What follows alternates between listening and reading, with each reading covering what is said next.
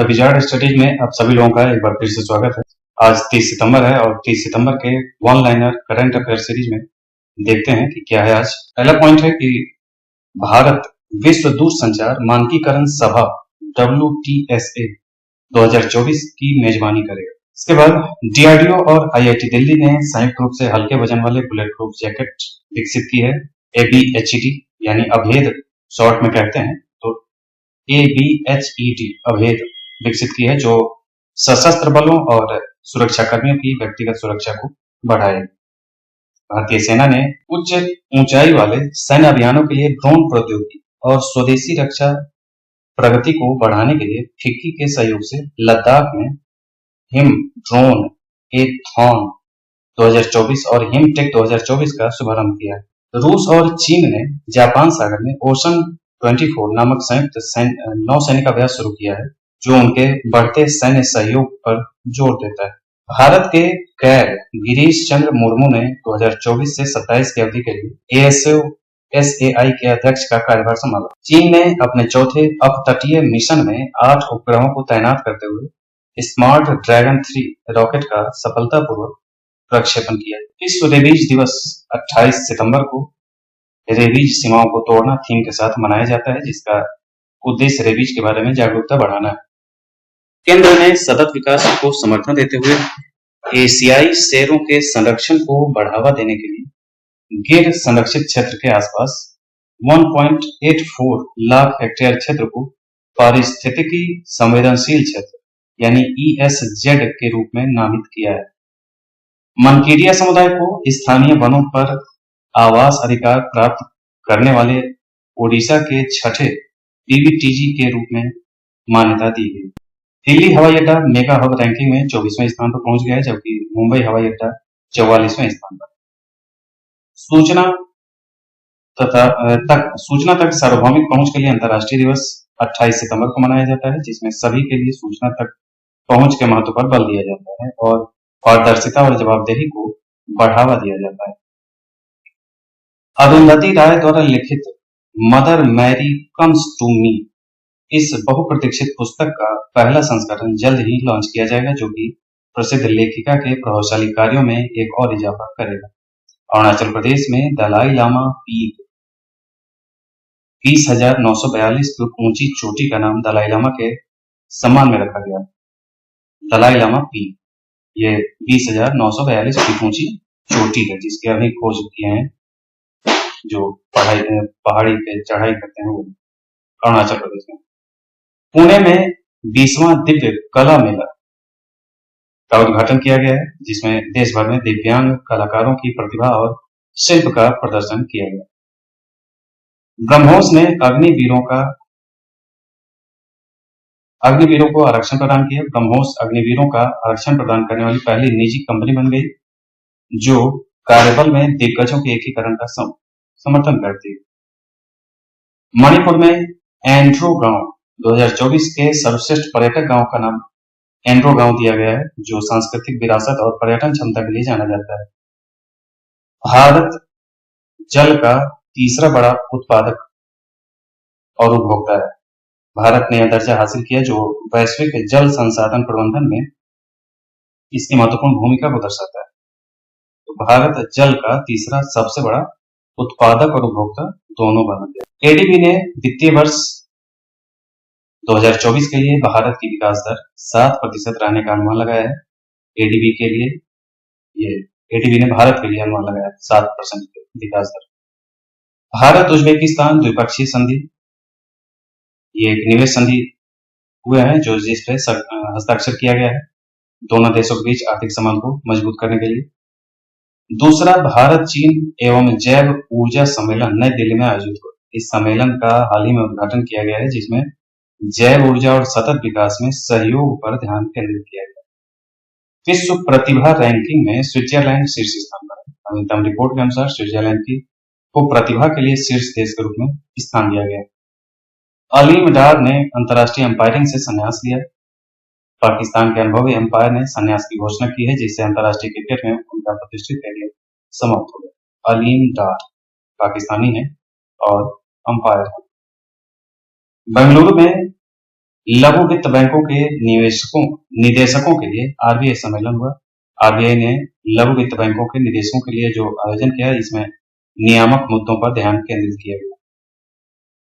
तमिलनाडु के प्रसिद्ध जैविक किसान पाम्पमल्ल का निधन हो गया। ये अपने पीछे टिकाऊ कृषि पद्धतियों की विरासत छोड़ गए।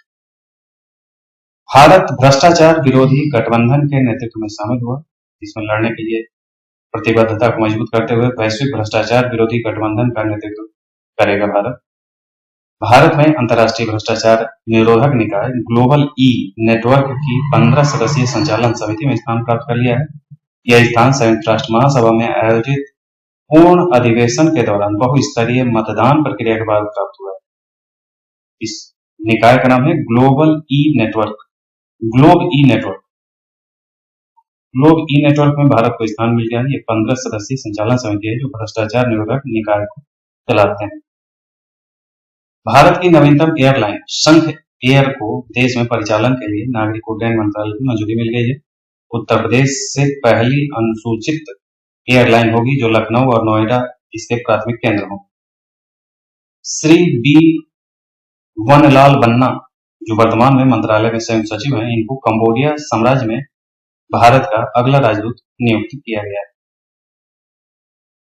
भारत और उज्बेकिस्तान के बीच द्विपक्षीय आर्थिक समझौता हुआ है। दूरदर्शी उद्योगपति और नेता दीपक नाइट्राइट लिमिटेड के अध्यक्ष और प्रबंध निदेशक दीपक सी मेहता को मुंबई में 59वें आईसीसी वार्षिक पुरस्कार समारोह में भारतीय रासायनिक परिषद आईसीसी द्वारा प्रतिष्ठित लाइफ टाइम अचीवमेंट पुरस्कार से सम्मानित किया गया। जिनेवा में विश्व वैश्विक संपदा संगठन WIPO द्वारा जारी आंकड़े के अनुसार भारत ने वैश्विक नवाचार सूचकांक यानी GII 2024 में महत्वपूर्ण प्रगति की है। अब 133 वैश्विक अर्थव्यवस्था में 39वें स्थान पर है, जो पिछले 9 वर्ष में 42 स्थानों की उल्लेखनीय उन्नति है, जो 2023 में 40वें स्थान पर हो। IMD वर्ल्ड टैलेंट रैंकिंग 2024 में 40.47 के प्रतिभा स्कोर के साथ भारत विश्व स्तर पर 58वें स्थान पर है, जो पिछले वर्ष के 56वें स्थान से गिरावट है।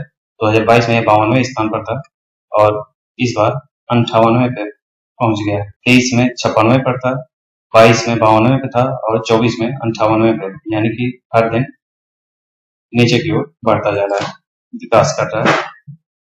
केंद्रीय कपड़ा मंत्री श्री गिरिराज सिंह ने भारत विशिष्ट फैशन ट्रेंड बुक परिधि 24x25, जो कि विजियोनेक्स्ट का द्विभाषी वेब पोर्टल और AI टैक्सोनॉमी ई बुक है, उसका शुभारंभ किया है।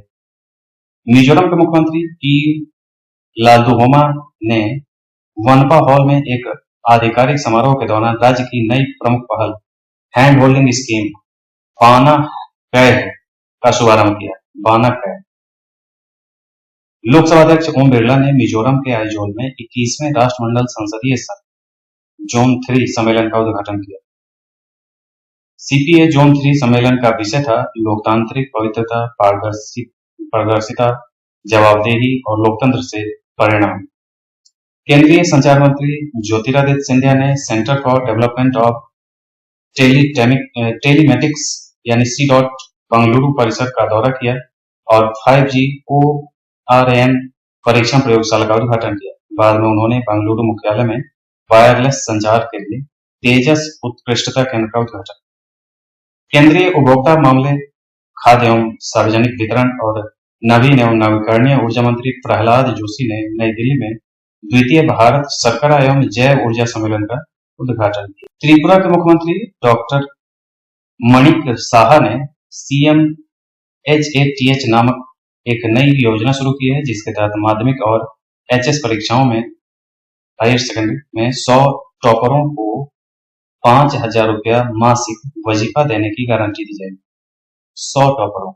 प्रतिवर्ष 29 सितंबर को दुनिया भर में विश्व हृदय दिवस मनाया जाता है। प्रधानमंत्री नरेंद्र मोदी 29 सितंबर को वीडियो कॉन्फ्रेंसिंग के माध्यम से महाराष्ट्र में 11,200 करोड़ रुपए से अधिक की विभिन्न परियोजनाओं का उद्घाटन किए और राष्ट्र को समर्पित किए। भारत का विदेशी मुद्रा भंडार 20 सितंबर समाप्त सप्ताह में $2.83 बढ़कर 692 अरब 29 करोड़ डॉलर के नए उच्चतम स्तर पर पहुंच गया है। मकाऊ चीन में है। मकाऊ ओपन के महिला डबल्स के सेमीफाइनल में भारत की त्रिशा जॉली और गायत्री गोपीचंद की जोड़ी ने सिह पेई सेन और हुंग एन जू की ताइवान की जोड़ी के खिलाफ हार का सामना करना पड़ा है। भारतीय नौसेना द्वारा आयोजित राष्ट्रीय स्तर की प्रश्नोत्तरी प्रतियोगिता T24 के लिए स्कूल टीमों को शॉर्टलिस्ट किया गया है। अब यह स्कूल 14 और 15 अक्टूबर को जोनल राउंड में भाग लेंगे, जो ऑनलाइन मोड में आयोजित किया जाएगा। हाल ही में केंद्र सरकार ने गैर बासमती चावल, सफेद चावल के निर्यात पर लगे प्रतिबंध को तत्काल प्रभाव से हटा दिया है और साथ ही बॉयल्ड राइस पर एक्सपोर्ट ड्यूटी में बदलाव करके इसे आधा कर दिया। भारतीय रेलवे खान पान एवं पर्यटन निगम भारतीय बौद्ध सर्किट के पर्यटन सीजन के दौरान विशेष पर्यटक ट्रेन चलाएगा। बता दें कि ट्रेन दिल्ली से चलकर बुद्ध के महापरिनिर्वाण स्थली कुशीनगर और लुम्बिनी सहित कई प्रमुख स्थलों की परिक्रमा करेगी। तो ये था आज का 30 सितंबर का वन लाइनर करंट अफेयर्स। इसी ढंग के अपडेट के साथ हम फिर मिलेंगे। आज के लिए इतना ही। धन्यवाद।